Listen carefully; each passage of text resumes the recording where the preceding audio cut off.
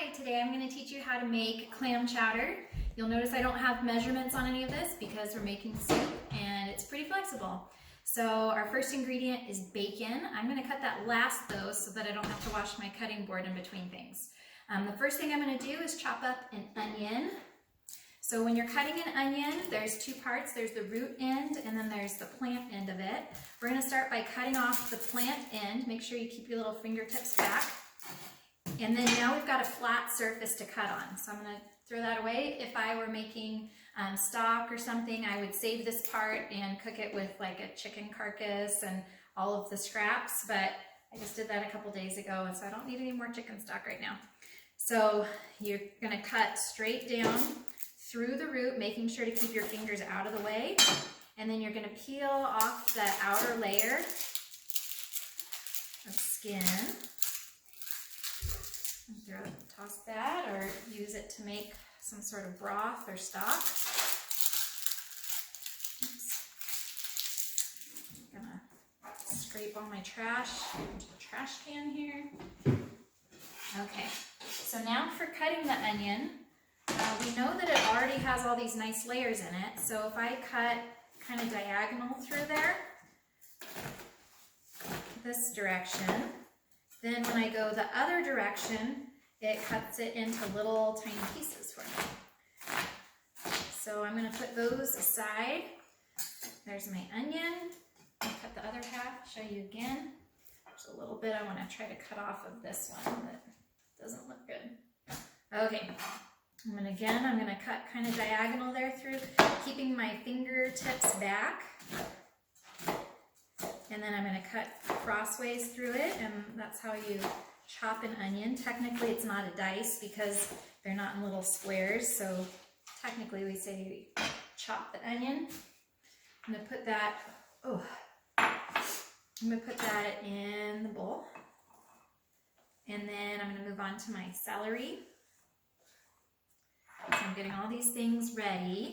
So the celery, same thing, I'm going to cut off the ends. If I were making a stock or a broth right now, I would just throw all those scraps into my pot and let that simmer down. And then you're going to cut the celery, fingertips out of the way, cut down lengthwise. We're going to do that on all four of these, and then we're going to cut across, same thing, to get these in a little choppy bite-sized pieces. Last one. Always make sure your fingertips are out of the way of the knife. And then we're going to go across in a rocking motion. So I'm not going like this. I'm leaving the tip of the knife on the cutting board and just rocking back and forth with my fingertips out of the way. Almost done. After this, I'm going to chop up my garlic and some potatoes. You can adjust the quantity of ingredients. If there's something you don't like, you could leave it out. If there's other things you really do like, you can add it. That's the nice thing about soup, is that there's a lot of flexibility. You're not gonna mess it up unless you add something really disgusting, but don't do that. Okay, the next thing I'm gonna chop is my garlic. So I'm gonna pull off a clove here. I usually cut off the root end. It just makes the skin come off a little bit easier. And squish it with the flat part of your knife, and then the peel comes right off. So I'm going to do 2 cloves of garlic, but feel free to add more if you really like garlic. And then I'm going to give it a couple, get one there. I'm going to give it a few cuts lengthwise like we did our celery. Both of those there. And then I'm going to cut it again crosswise. Again, rocking, not lifting my knife up from my cutting surface, making sure my fingers are back. And then I'm going to save that. The last thing I'm going to cut is my potatoes. Now you can use russet potatoes for this. Peel them first and then dice it up. I'm using some red potatoes. So for those ones, we can leave the skin on. These are already pre-washed. So all I'm going to do is quarter them and get them in the bowl. So each one I'm going to cut in half and then cut in half again. And so that's that. Okay, you can pause it. Okay, so I have my onion, celery, garlic, and potatoes all chopped up. The last thing I'm going to cut up is my bacon. I want to cut it one time lengthwise, and then I'm going to cut it across into small pieces, and I'm going to put these in the pot first.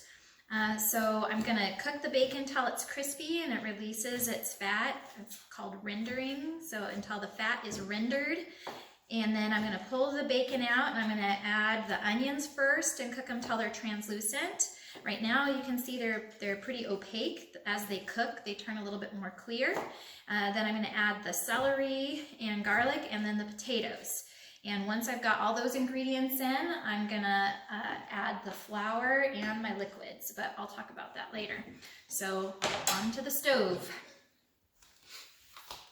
So I want this to cook probably about medium heat, and I'll check back in later. Okay, so the bacon has crisped up. I took it out of the pot with a slotted spoon, and then I poured off some of the bacon fat into a can just to help our arteries a little bit, I think.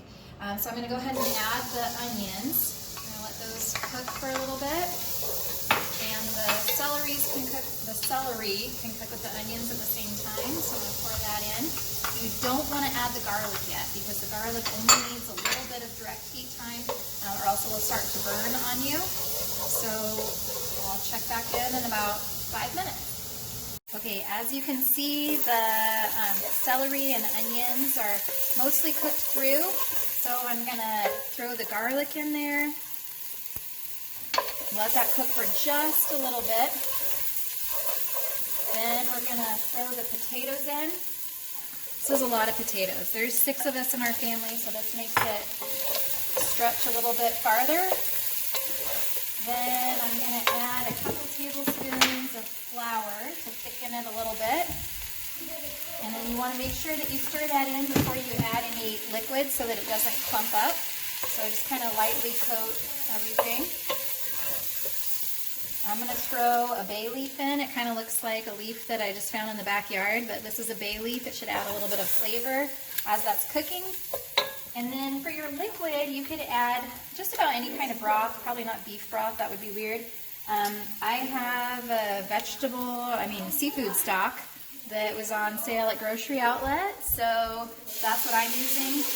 A lot of recipes will call for clam juice, but bottled clam juice is usually pretty expensive. So I'm just going to pour this on in here. Sometimes I just use milk, actually. The milk and the flour to make a nice chowder.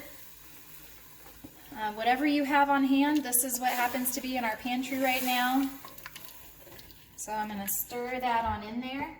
I'm going to wait to add the clams until the very end, because if you cook those too long, they get really chewy. And so this is going to simmer for about 20-ish minutes until the potatoes are tender. And then we'll add the half and half and the clams, and we'll put the bacon back in, and we'll top it with a little bit of fresh chives. Okay, so as you can see, the soup is thickened a good bit and the potatoes are tender. This is a much darker clam chowder than we normally make because of the seafood stock that I used, as opposed to using chicken stock or just milk or the clam juice that most recipes call for. I'm going to add the clams in now that we're at the end, along with the juice. I'm going to add about a cup of half and half. Again, you could use milk, you could leave this out. You could use a can of coconut milk. I'm going to put in the bacon. I'm going to stir it all up. That looks yummy.